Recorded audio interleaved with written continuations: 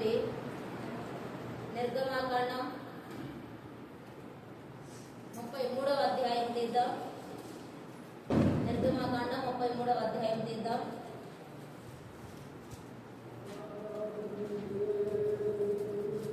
దేవుడు మోషేతో ముఖాముఖిగా మాట్లాడినటువంటి సందర్భం మనకు కనపడుతూ ఉంది. మోషే 20 లక్షల కాల్బాయిల్లోని అరణ్యంలో నడిపించాడు దేవుని ప్రజలను. నిజంగా మోషేకి ఎంతమంది కుమారులు అనుకున్నాం? మోషేకి ఎంతమంది కుమారులు ఉన్నారు? ఈ మధ్యనే మనం విన్నాం, నవంబర్ డిసెంబర్లో మనం విన్నాం. మోషేకి 2 కుమారులు ఉన్నారు. మోషే అంత ప్రయాసపడి 20 లక్షల కాల్బాగల్లోని అంతమంది ప్రజలను నడిపించాడు, అంత ప్రయాసపడ్డాడు. ఆయన భార్య కూడా మనకు సహకరించింది. ఆయన భార్య సిపోరా, ఆయన ఇద్దరు కలిసి ఇశ్రాయేలు సైన్యాన్ని నడిపించారు. చాలా కష్టపడ్డారు. నిజంగా ఒక 20 మందిని నడిపించడమే చాలా కష్టం. 100 మంది ప్రజలను నడిపించడం ఇంకా కష్టం. ఒక సేవకునికి ఎన్ని ప్రజలు, సేవకులకు షుగర్లు బీపీలు వస్తాయంటే ఎందుకు వస్తాయో అర్థమయ్యేది కాదు. ఇప్పుడు బాగా అర్థం అవుతాం. అంత కష్టంతో కూడినటువంటి పరిస్థితి. అయితే మోషే 20 లక్షల మందిని నడిపించడం జరిగింది. వారి కుమారులను ఎన్నుకోవడం అది మంచిదా కాదా? మోషే కుమారులను ఎన్నుకోవడం మంచిదా కాదా? లోక సంబంధంగా వారసత్వంగా చూస్తే అది మంచిదే. కానీ దేవుడు ఏమన్నాడు? మోషే నీ కుమారులు కాదు అని దేవుడు మోషేతో ముఖాముఖిగా మాట్లాడిన సందర్భం మనకు కనబడతా ఉంది. నిర్గమకాండం 33వ అధ్యాయం 11వ వచనంలో చూసినట్లయితే దేవుడు మోషేతో ముఖాముఖిగా మాట్లాడుతూ ఉన్నాడు. మనుషుడు తన స్నేహితునితో మాట్లాడినట్లుగా యెహోవా మోషేతో ముఖాముఖిగా మాట్లాడుచుండెను. తరువాత అతడు పాళెములోనికి తిరిగి వచ్చుచుండెను. అతని పరిచారకుడును నూను కుమారుడునైన యెహోషువ అను యవనస్తుడు గుడారములో నుండి వెలుపలికి రాలేదు. నూను కుమారుడైన యెహోషువ గుడారములో నుండి వెలుపలికి రాలేదు. దేవుడు మోషేతో ముఖాముఖిగా మాట్లాడినప్పుడు దేవుడు ఎలా మాట్లాడాడు? తన స్నేహితుడితో మాట్లాడినట్లు మాట్లాడాడంట. ఎంత గొప్ప ధన్యత! ముఖాముఖిగా స్నేహితుడితో మాట్లాడినట్టు మాట్లాడాడు. స్నేహితులతో ఎలాగ మాట్లాడతాం? మన మనస్సులో ఏమి దాచుకోకుండా, ఇంట్లో వాళ్ళకు కూడా చెప్పనటువంటి రహస్యాలు మన స్నేహితులతో చెప్పుకోగలుగుతాం. కొంతమంది భర్తల దగ్గర దాస్తారు, భార్య దగ్గర దాస్తారు, కానీ స్నేహితుల దగ్గర ఏమి దాచకుండా మనసు విప్పి మాట్లాడతారు. ఆ విధంగా మోషేతో దేవుడు మాట్లాడతారు. స్నేహితునితో మాట్లాడినట్టు మాట్లాడుతూ ఉన్నాడు. నూను కుమారుడైన యెహోషువ ఎక్కడున్నాడంట? ఏ వయసులో ఉన్నాడు? నూను కుమారుడైన యెహోషువ యవనస్తుడుగా ఉన్నాడు. యవనస్తుడుగా ఉన్నప్పుడు ఆయన ఎక్కడున్నాడు? గుడారములో ఉన్నాడు. మనము యవనస్తులు ఏ స్థలాలలో ఉంటా ఉన్నాం? గుడారంలో ఉండగలుగుతా ఉన్నామా? మనం ఉండే స్థలాలు మనకే తెలియదు. ఇప్పుడు ఇంకా సెల్ ఫోన్లు వచ్చినాయి. ల్యాండింగ్ ఫోన్లప్పుడే ఒక స్థలంలో ఉండి మరొక స్థలంలో ఉన్నామని చెప్తాం. ల్యాండ్ ఫోన్ అయితే ఎక్కడ? ఇంట్లో. కానీ చెప్పేది ఇప్పుడు ఇంకా సెల్ ఫోన్ కదా. సెల్ ఫోన్లో ఎక్కడుండి ఎక్కడో ఉన్నామని చెప్తాం. ల్యాండ్ ఫోన్లో చెప్పినప్పుడు సెల్ ఫోన్లో చెప్పడం ఎంత పని. కానీ యెహోషువ ఎక్కడున్నాడు? గుడారములో ఉన్నాడు. గుడారంలో ఉన్నటువంటి యెహోషువ దగ్గరికి మోషే వెళ్ళి పిలుచుకొని వస్తా ఉన్నాడు దేవుని పరిచర్యకు. యవనస్తులమైన మనము దేవుని గుడారంలో నిలిచి ఉండాలి. ఎవరి కాలంలో యెహోషువను మోషే పిలిచాడు. మోషేకి చేతుల మీద నీళ్లు పోసేటువంటి పని యవనస్తుడైనటువంటి యెహోషువ జరిగించాడు. మనము హెచ్చించబడాలంటే దేవుని మొదటిగా తగ్గించుకొని ఉండాలి. వాస్తవంగా యెహోషువకి 250 ఎకరాల పొలం కలిగినటువంటి వ్యక్తి. ఆయనకు అంత అవసరం ఏమొచ్చింది? నీ చేతుల మీద నేను నీళ్ళు పోసేదేంటి? నేను రమ్మంటే ఒకరు వస్తారు, వెళ్ళమంటే ఒకరు వెళతారు. నేనే ఆసామిని, భూస్వామిని, నేను నీకు పని చేయడం ఏంటి అని అనలేదు యెహోషువ. తను తగ్గించుకొని మోషే చేతుల మీద నీళ్లు పోసేటువంటి వ్యక్తిగా యవ్వన కాలం నుండి 80 సంవత్సరాల వయసు వచ్చే వరకు మోషే దగ్గర పరిచారకుడుగా ఉన్నాడు. అన్ని నేర్చుకున్నాడు. మోషేను చూసి అన్ని నేర్చుకున్నాడు యెహోషువ. అయితే దేవుడు యెహోషువను ఏర్పరచుకున్నాడు.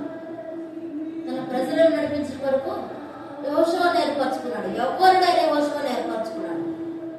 యవ్వన కాలంలోని మోషే వెంట వెళ్ళిపోయాడు. తన భూములను విడిచిపెట్టాడు, తన కుటుంబాన్ని విడిచిపెట్టాడు. మోషే వెంట ఇశ్రాయేలు ప్రజలను నడిపించడానికి వెళ్ళిపోయాడు యెహోషువ. వెళ్ళిపోయి 80 సంవత్సరాల వయసు వచ్చే వరకు లోబడి మోషేకి తన చేతుల మీద నీళ్లు పోయడానికి మాత్రమే ఆయన ఉన్నాడు. కానీ దేవుని పని అంతటినీ గమనించాడు. మనం మందిరానికి వస్తా ఉన్నాం, వెళుతా ఉన్నాం, మనం నేర్చుకుంటా ఉన్నామా దేవుని పనిని?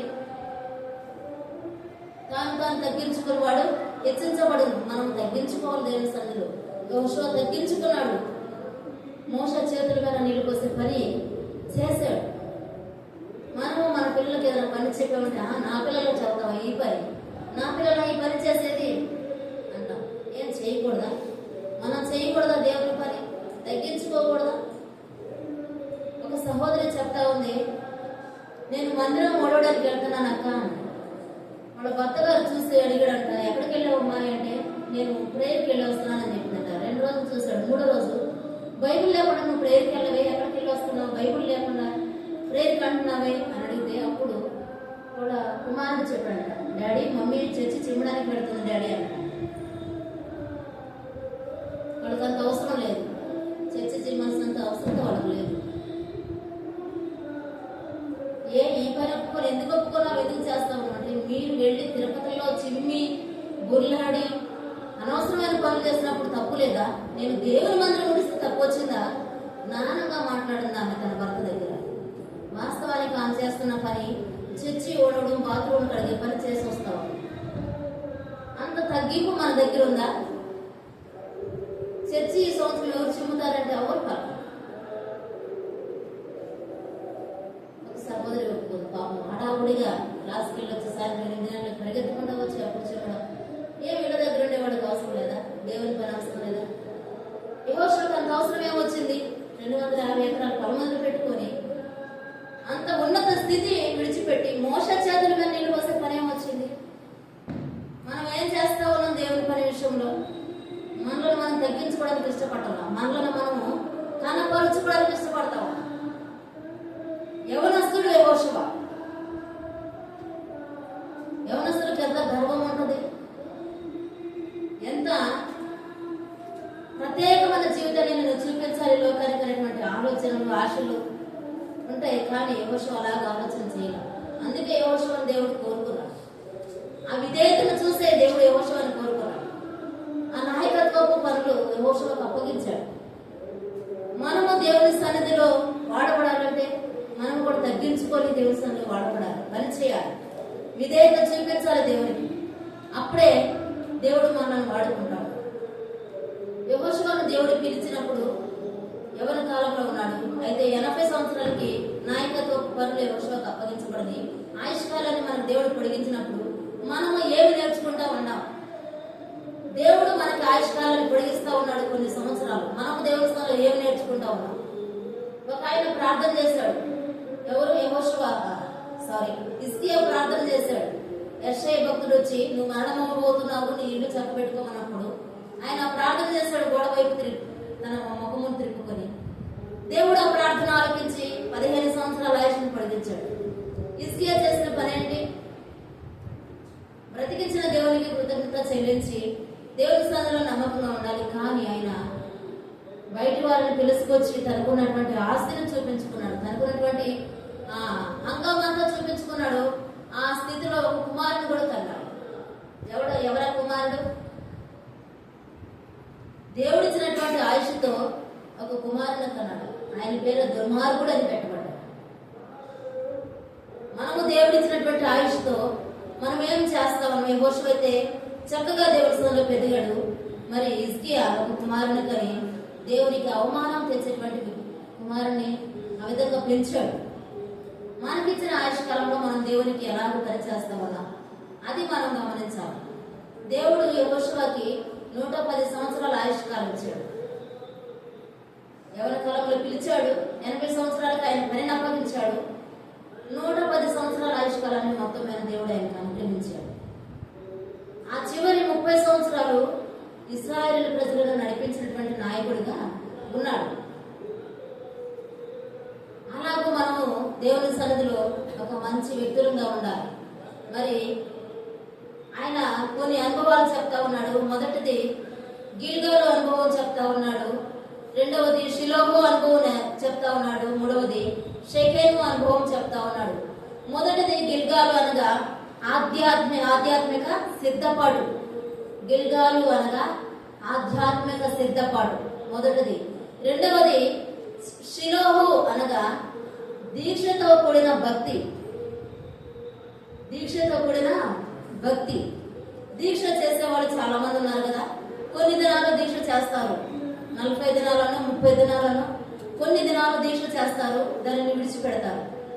మనము దీక్ష ఎంతకాలం చేస్తా ఉన్నాం? మన దీక్ష ఎంతకాలం చెప్పండి? మన దీక్ష ఎంతకాలం?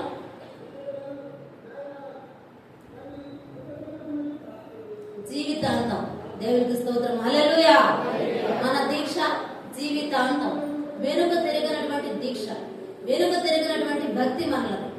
3 రోజుల దీక్ష, 10 రోజుల దీక్ష, 40 రోజుల దీక్ష మనది కానే కాదు. మన భక్తి, మన దీక్ష జీవితాంతం వెనుక తిరిగినటువంటి భక్తి. షెకెము అనగా క్రమముగా దేవుని సన్నిధిలో నుండుట, స్థిరముగా నుండుట, స్థిరపరచబడుట దేవుని సన్నిధిలో. షెకెము అనగా దేవుని సన్నిధిలో స్థిరపరచబడుట. ఆ విధంగా 3 అనుభవాలలో యెహోషువ నేర్పించాడు. యెహోషువ గ్రంథం 23వ అధ్యాయం తీద్దాం. ఇక్కడ నుంచి మనం ఎటు వెళ్ళదు, కానీ కొన్ని మాటలను చెప్తానా ఈ జ్ఞాపకం ఉంచుకోండి. తర్వాత వీరైతే చదువుకోండి. యెహోషువ గ్రంథం 23వ అధ్యాయము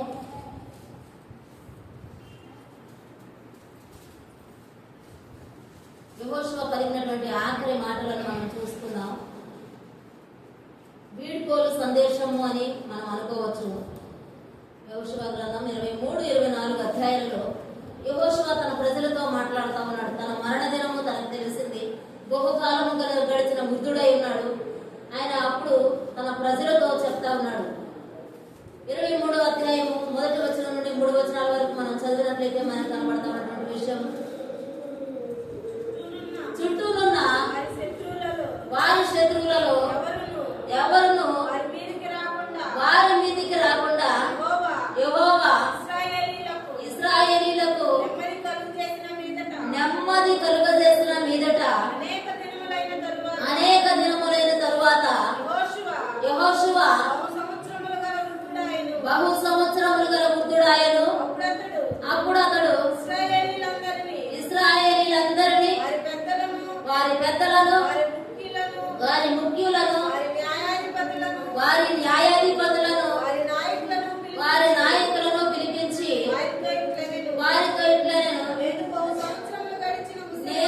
సంవత్సరములు గడిచిన ముసలివాడను అంటా ఉన్నాడు. ఆయన ఆ ప్రజలను పిలిచి వారికి చెప్తా ఉన్నాడు. వారి పెద్దలను, వారి నాయకులను, న్యాయాధిపతులను అందరిని పిలిచి మాట్లాడుతూ ఉన్నాడు. నేను బహు సంవత్సరములు గడిచిన ముసలివాడను అంటా ఉన్నాడు. మనం ఒప్పుకుంటామండి ముసలివారు? మరి ఎవరు ఒప్పుకోము. మన ముసలితనాన్ని ఒప్పుకోవడానికి ఎన్ని ప్రయత్నాలు చేస్తూ ఉంటాము. తలకి రంగేను, మొహానికి రంగేను, ఇంకేదేదో చేయను. ఆయన ఒప్పుకుంటున్నాడు, నేను బహు సంవత్సరములు గడిచిన వృద్ధుడను, ముసలివాడను. ఒక ఆయన కంటే పాపం ఆరోగ్యం బాగాలేదంట, హాస్పిటల్లో ఉన్నాడు. అక్కడ సిస్టర్ గారు వచ్చి అంకుల్ అంటే ఆయన చాలా బాధేస్తున్నాడు. ఉన్న రోగం ఏంటో కానీ ఈ వచ్చిన అంకుల్ అంటే నాకు తలకు తగ్గట్లేదని మొహాన్ని ముసుకేసుకొని పడుతున్నాడు. అంటే పెద్దవారం అనిపించుకోవడానికి మనకు చాలా ఇబ్బంది, చాలా కష్టం. కొంతమంది నాకన్నా 10 సంవత్సరాల పెద్దోడు కూడా ఆంటీ అంటా ఉంటారు, 15 సంవత్సరాల పెద్దోడు కూడా వదిన అంటా ఉంటారు. దానిలో ఏమీ లేదు. మనల్ని మనం ఒప్పుకోవాలి. మనం ముసలి వాళ్ళమని మనల్ని మనం ఒప్పుకోవాలి. కప్పుకున్నంత మాత్రం అది ఎక్కడికి పోదు.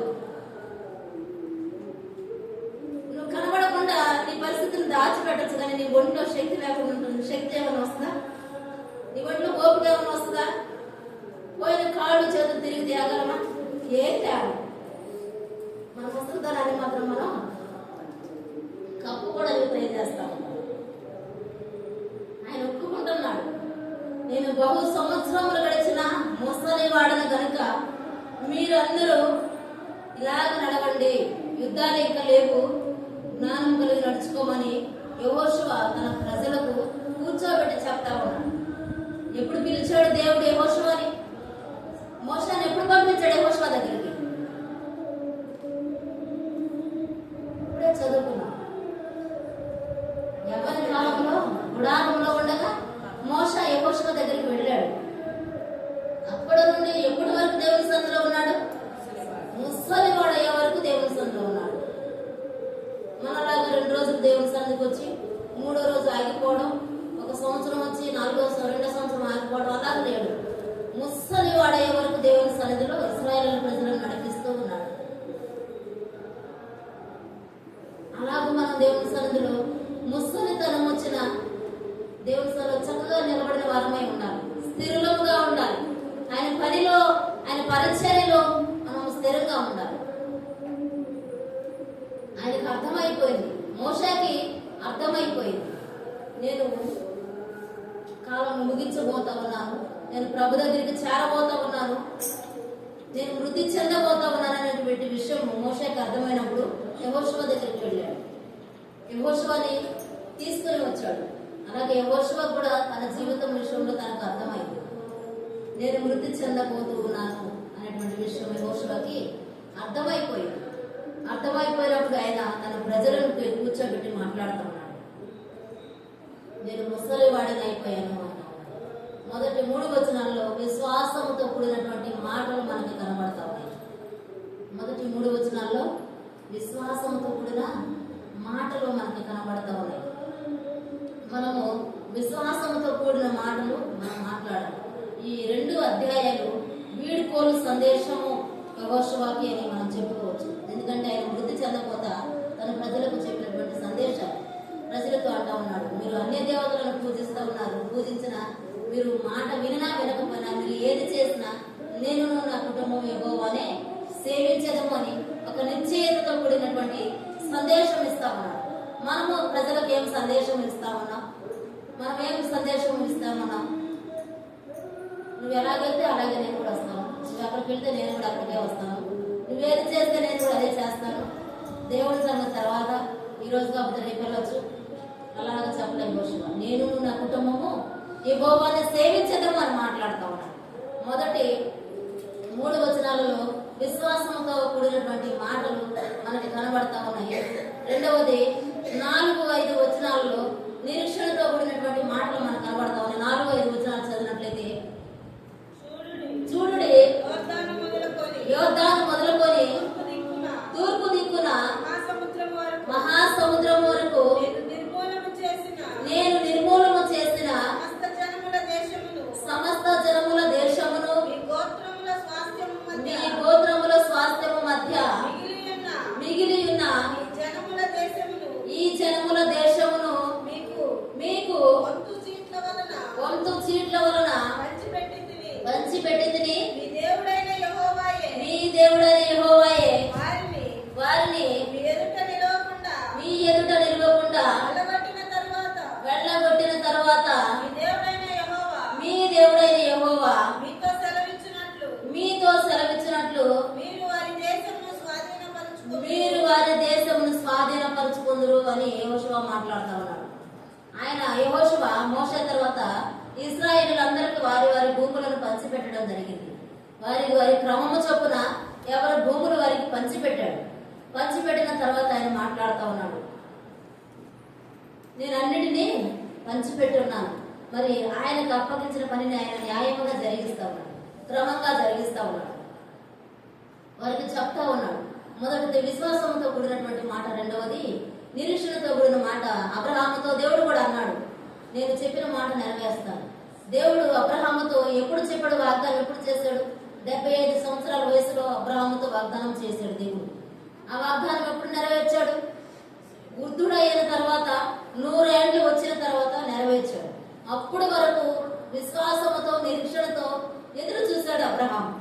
అలాగూ మన జీవితంలో దేవుడు ఏది మనతో మాట్లాడతాడో అది జరిగే వరకు ఎదురు చూడాలి నిరీక్షణతో. ఎప్పుడో చేస్తే నేనెక్కడ ఓపిక పట్టగలను అనుకుంటే ఎట్లా జరిగింది? యెహోషువను ఎవరి కాపులో పిలిస్తే 80 సంవత్సరాల వయసులో ఆయనకి నాయకత్వపు పనులు అప్పగించడం జరిగింది.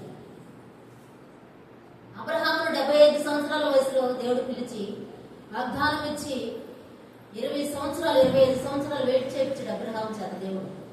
ఆ తర్వాత వాగ్దానంతో కూడిన సంతానాన్ని దేవుడు ఆయనకు అనుగ్రహించాడు. అలాగనే అన్ని విషయాలలో అబ్రహామును ఆశీర్వదించాడు. దేవుడు ఆశీర్వదించాలంటే మనము దేవుని సన్నిధిలో నిరీక్షణతో ఉండాలి.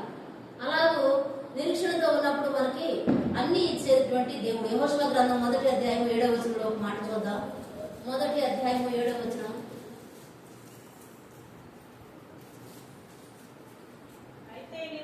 అయితే నీవు నిబ్బరము కలిగి జాగ్రత్త పడి బహుధైర్యంగా నుండి నా సేవకుడైన మోషే నీకు ఆజ్ఞాపించిన ధర్మశాస్త్రం అంతటి చొప్పున చేయవలెను. నీవు నడుచు ప్రతి మార్గమున చక్కగా ప్రవర్తించినట్లు నీవు దాని నుండి కుడికి గాని ఎడమకు గాని తొలగకూడదు. ఈ ధర్మశాస్త్ర గ్రంథము నీవు బోధింపక తప్పిపోకుండా దానిలో రాయబడిన వాటి ప్రకారము చేయుటకు నీవు జాగ్రత్త పడినట్లు దాన్ని ధ్యానించలేడలా నీ మార్గములు వర్తిల్ల చేసి చక్కగా ప్రవర్తించదవు. నేను నీకు ఆజ్ఞాపించి ఉన్నాను కదా. నిబ్బరము కలిగి ధైర్యంగా ఉండుము, దిగులు పడకము, జడియకము. నీవు నడుచు మార్గం అంతటిలో నీ దేవుడైన యెహోవా నీకు తోడైయుండును. ధైర్యంగా ఉండు, నిబ్బరముగా ఉండు. మోషే యెహోషువతో మాట్లాడుతున్నాడు.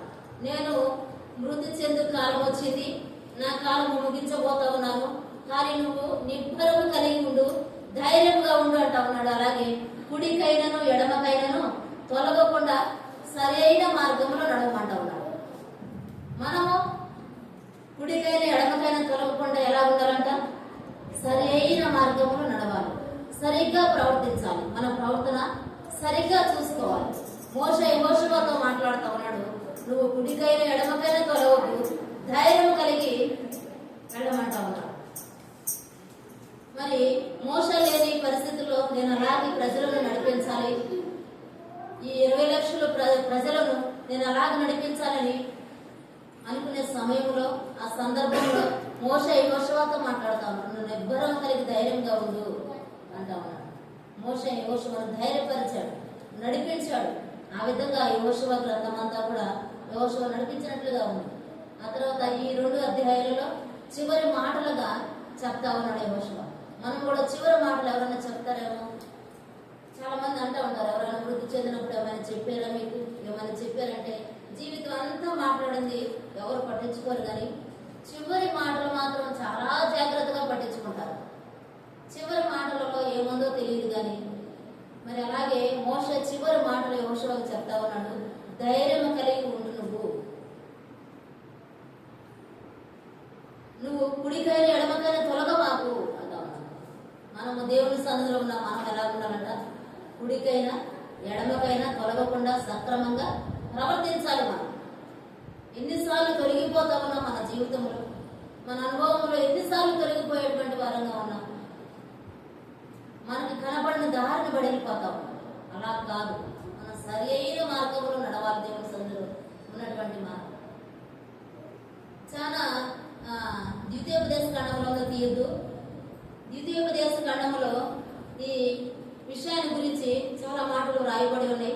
అవన్నీ చదువుకుంటే చాలా సమయం అయిపోద్ది కనుక మరి ద్వితీయోపదేశకాండంలోనే 6, 3లో 4, 4లో 9, 1లో 23 ఉన్నాయి.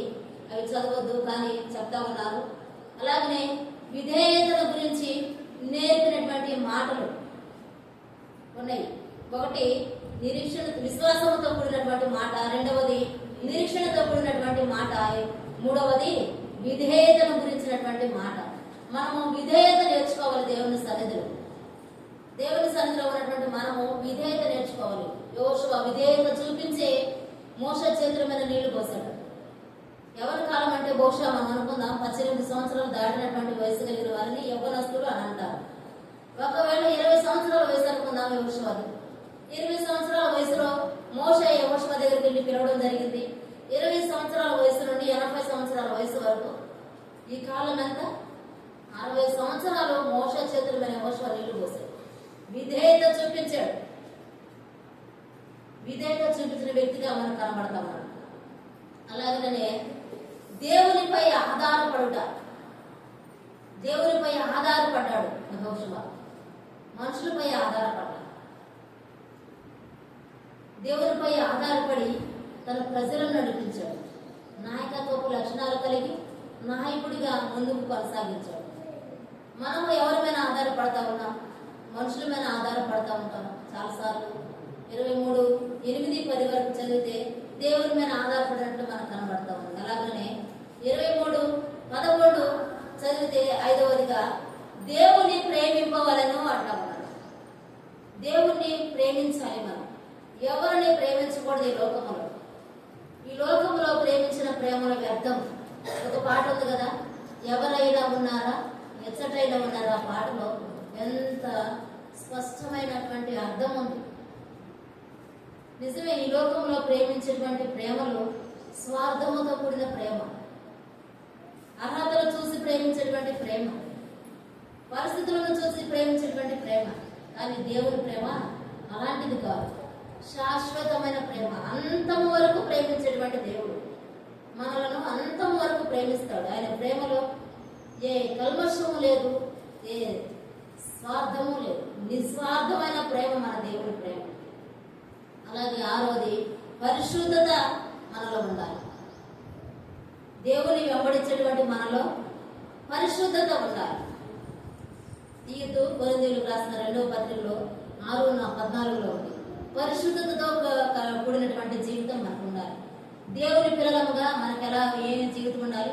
పరిశుద్ధత ఉండాలి. తామర పువ్వు నీళ్ళలో బురదలో ఉంటుంది, కానీ అది నీళ్ళలో మునిగిపోదు, బురదలో కూరుకుపోదు. ప్రత్యేకత పైకి కనబడతా ఉంటుంది.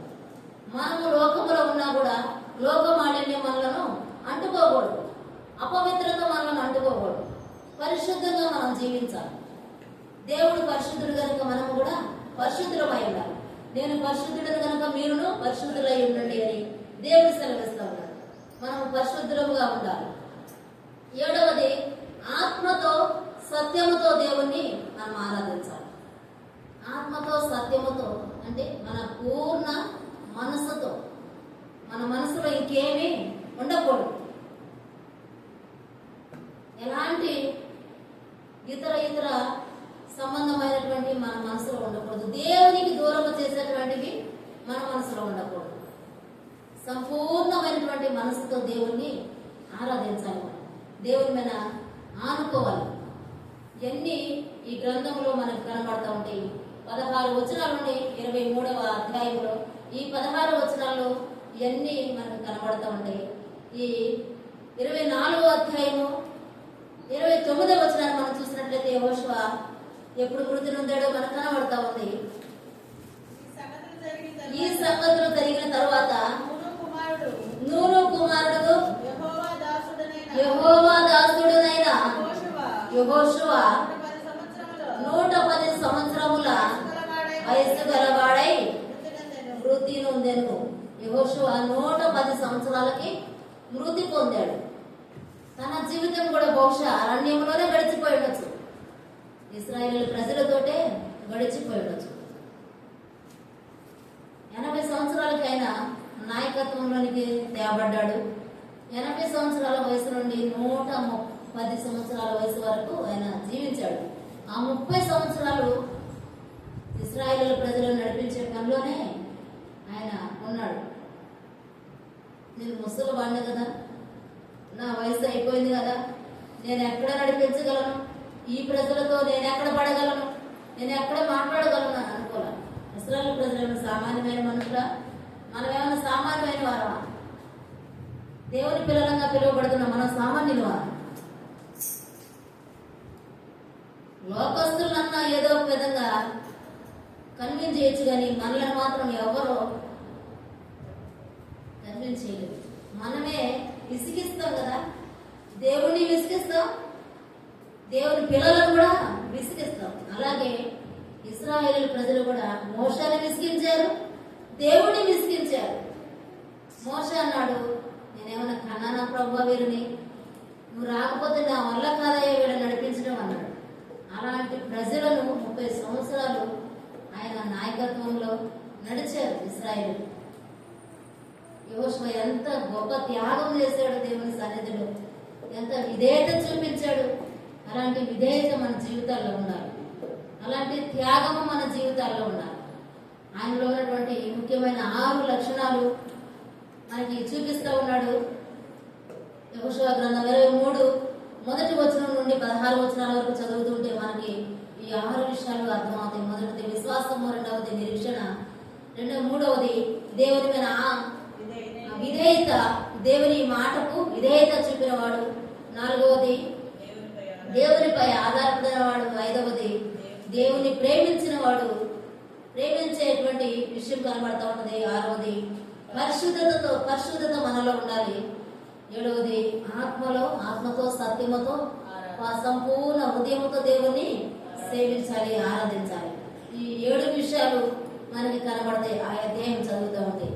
ఈ 23, 24 అధ్యాయాలు ఇశ్రాయేలు ప్రజలకు వీడ్కోలు సందేశముగా యెహోషువ అందించినటువంటి మాట్లాడి, మీరు అన్య దేవతలను పూజించుకుంటారు, విగ్రహాలను ఆరాధన చేస్తారు, మీరు ఏ విధంగా నడుస్తారో నాకు సంబంధం లేదు, ఎన్ని చెప్పాను మీకు, కానీ నేను నా కుటుంబము నేను యెహోషువ దేవుని యెహోవాని సేవించేదాం. మనము మన కుటుంబము యెహోవాను సేవించేటువంటి వారంగా నిలబడాలి ఈ రాబడి దినాల్లో. అలాగే నిలబడదామా మనం? అలాగనే నిలబడదాం. యెహోషువలాగా మన వయసు ఏదైనా కావచ్చు, ఇప్పుడు మనలో దేవుడు పిలిచాడు, కొన్ని సంవత్సరాల నుంచి మనం దేవుని సన్నిధిలో ఉన్నాం. ఇప్పుడు నుండి అయినా ఇక మీదట యెహోషువలాగా మనం కూడా సరైన మార్గంలో నడుస్తాం. యెహోషువ చెప్పాడు యెహోషువకి, ధైర్యంగా ఉండు, నిబ్బరముగా ఉండు, సరైన మార్గంలో నడవమంటా ఉన్నాడు. మనం కూడా సరైన మార్గంలో నడవాలి. నడిచాము మనం సరైన మార్గంలో. ఈ నెలలో ఎన్ని వారాలు గడిచినాయి? ఈ నెలలో ఇది ఎన్నో వారం? 4వ వారం. సంవత్సరానికి ఎన్ని వారాలు ఉన్నాయి? 52 వారాలు ఉన్నాయి. ఇప్పుడు 4 వారాలు గడిచిపోయినాయి.